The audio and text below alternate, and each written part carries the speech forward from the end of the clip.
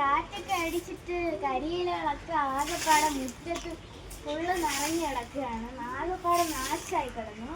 നമുക്കൊന്ന് തൂത്തിടാം. അങ്ങനെ ഞാൻ മുറ്റമൊക്കെ തൂത്തിട്ട് ഇനി ചെടിക്കൊന്ന് വെള്ളം വീട്ടാം.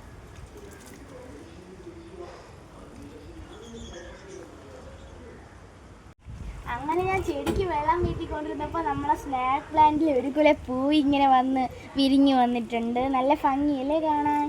ഇന്ന് രാവിലത്തെ വെയിൽ കാരണം എൻ്റെ ചെടി എല്ലാം കരിഞ്ഞിരിക്കുകയാണ്. വെള്ളം വീട്ടുമ്പോഴത്തേനും ഇതൊക്കെ ഓക്കെ ആവും. ഇത് കണ്ടോ, നല്ല മനോഹരമായിട്ടുള്ള ലീഫുള്ള ഒരു ചെടിയാണ്. ഇത് അതിൻ്റെ വേറൊരു ടൈപ്പാണ്. കണ്ടാ, നല്ല ഭംഗിയില്ലേ കാണാൻ.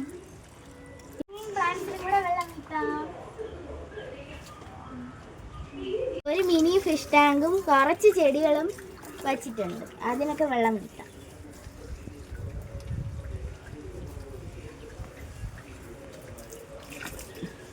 കുറച്ച് ഹാങ്ങിങ് പ്ലാന്റ്സ് ഉണ്ട്, അതിനും കൂടെ വെള്ളം വീട്ടാം.